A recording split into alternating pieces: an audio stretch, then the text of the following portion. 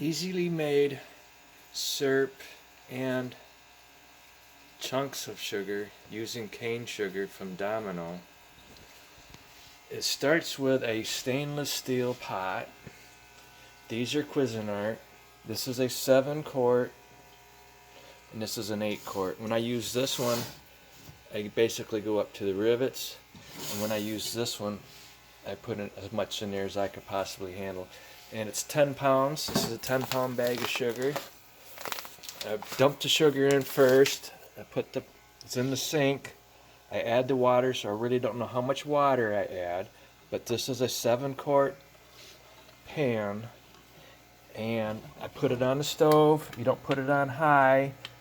You're making bath water. You're not making soup or anything extremely hot. You're just making bath water.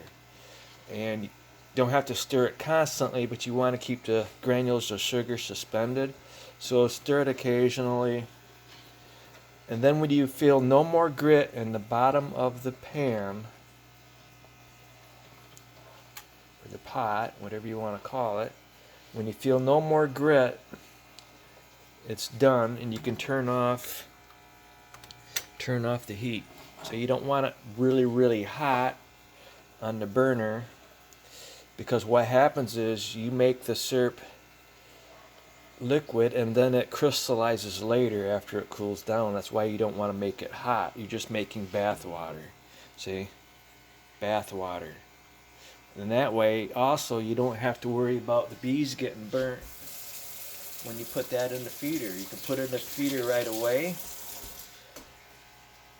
And I like to use these food grade plastic pails. I make a bunch of syrup, dump it in the bucket, and I'm good for the next feeding.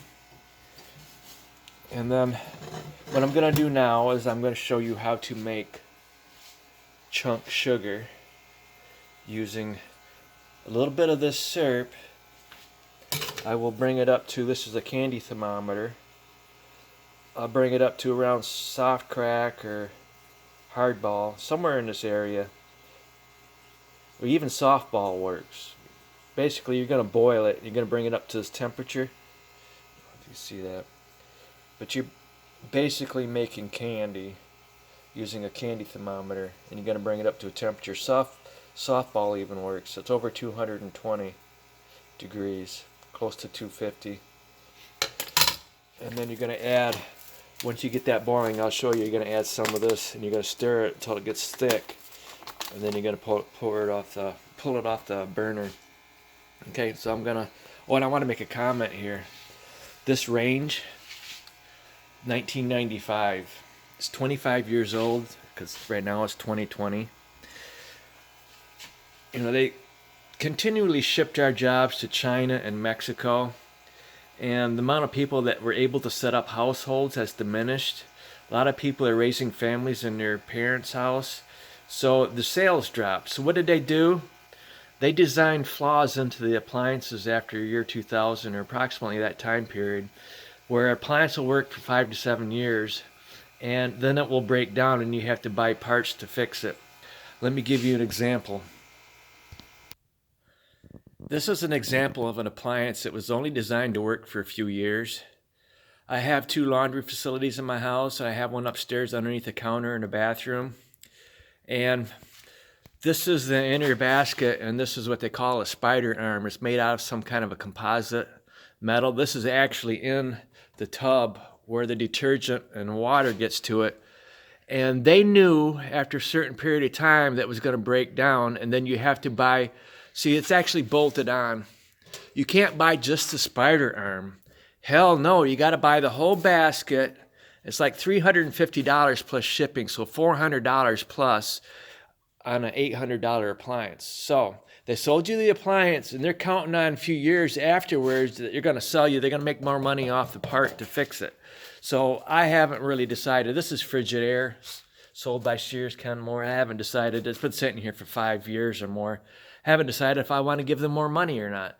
So I don't have a washer upstairs in this house because the kids have moved out. We only have one downstairs. So that's just an example. The appliances now are designed to fail.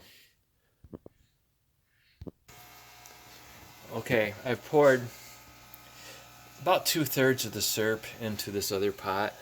See, I'm going to be making several batches of this chunk sugar. So this is my first batch, and I'm going to, once this boils and reaches a temperature of around 250 or 260 on this candy thermometer, I'm going to turn off the heat, and I'm going to open up one of these bags, and I'm going to stir it. Because what I'm doing right now with this is going to be the cement. Once it reaches a certain temperature, it will harden. And before it hardens, you want to put that sugar, those granules of that sugar in there. And this cement right here will hold those together. And then you quickly pour it out onto your counter. And I'll show you that. And before it sets up, after you flatten it out with a roller or any other way to flatten it out, you're going to score it with the back of a butter knife. So right now I have it on high. And I'm going to be stirring this constantly pretty soon, just to make sure it doesn't burn. If you end up with brown sugar or brown syrup, it's no good. You can't give it to the bees. You caramelized it, and that's poisonous to bees. And I want to make a comment on this. The reason why I use cane sugar, all crops grown in the United States, like beet sugar, corn, soybeans, all GMO, genetically modified organisms, which means the plant can handle vast amounts of chemicals, because the corporations, the seed corporations, the chemical corporations have got these farmers all duped into believing that the more they put on the field and the more fields they plant, the more acreage they have, the more money they're going to make. And then the commodities, they want a surplus of corn, soybeans, and everything else in the market to keep prices low. So all these farmers, if you noticed, they have brand new combines, brand new tractors. They're all huge, and they're not paid for. I kind of made a comment to a farmer a few years ago, and I mentioned I'm doing electrical work, and I'm making more money per hour than he's making farming. The farmers look like they're rich, but they're not. They're heavily in debt to the banks for all their equipment, and they don't really make enough money to actually ever pay off that equipment. Before it's paid off, they end up having to buy more equipment. So they're basically fools. And then on top of that, they get dairy farmers, crop farmers, they all get subsidies from the government. Basically, it's welfare that us taxpayers are paying for. And they also have crop insurance. Now, I've done some research, and I can't find any evidence where beekeepers get subsidies, and I don't find any evidence where we can get insurance for our colonies, our beehives. So if we lost a bunch of colonies, would we get reimbursed for that? I haven't found anywhere that you can.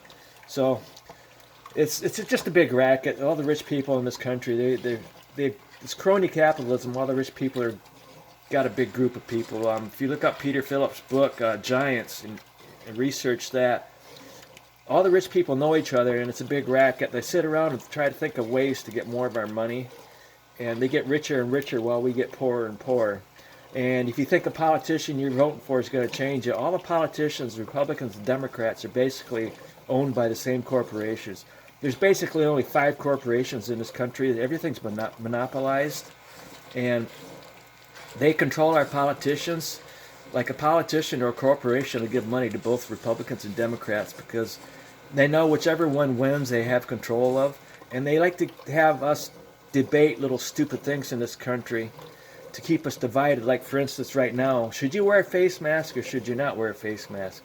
We argue about that. It's just stupid stuff because they don't want us to come together and unite and take down 1%. Now, if you got political signs in your yard or you're going to vote this November here in a few weeks, you're just a fool. You need to wake up to what the reality is in this country, that basically it's not a democracy, it's crony capitalism, and you're being tricked into being a consumer. You're basically nothing but livestock to the rich people, and they want you to constantly consume and spend your money. Okay, now back to this. It's getting ready to boil here, so I'm going to put this thermometer in. And I'm going to pause this for now because I gotta really pay attention to this. I can't run the smartphone camera at the same time. So I'm watching the temperature there. I'm going to pause this. Still stirring. It's boiling rapidly. It's It's at 220 right now, so I'm gonna stir it some more until I reach 250 approximately, softball. And it could take a little while, so I'm gonna pause again. Okay, it's reached 250. It's past softball, so this is a good temperature. And I've actually covered it occasionally to help speed up the process. But you want to be careful. You want to make sure that it's stirred so it doesn't burn. So I turned down off the heat. I'm going to pull out the candy thermometer, and I'm going to pour in a little bit of sugar at a time. I'm going to slide this off the burner first. Pour in a little bit of sugar at a time until I get to the right thickness. You don't want to add too much because then it'll just crumble before it sets up and cools. So I'm going to pause this again. Okay, I added a little bit of granulated sugar. This is about the consistency you want. Kind of like porridge. And before this cools, you want to have this on your counter, flattened out. And I'll show you how to do that. Okay, I dumped it on the counter, and you want to make it thin so that you can score it with the back of a butter knife. You can score it before it sets up, and you don't have to cut all the way through it because you don't want to scratch your countertop. So you're thinning this out.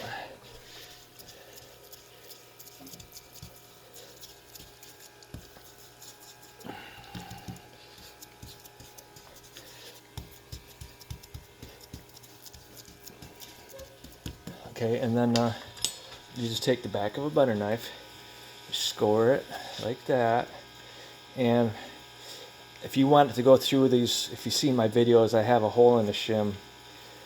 If you want to feed them during the winter, you don't want to open the hive, you just make nice, thin sticks of sugar, if you want to call it that.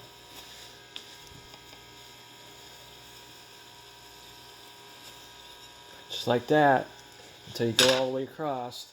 And then when it cools, you take something like this to scrape underneath it, and then you need to break up, and you just put it in your bucket. It's as simple as that. Okay, thank you.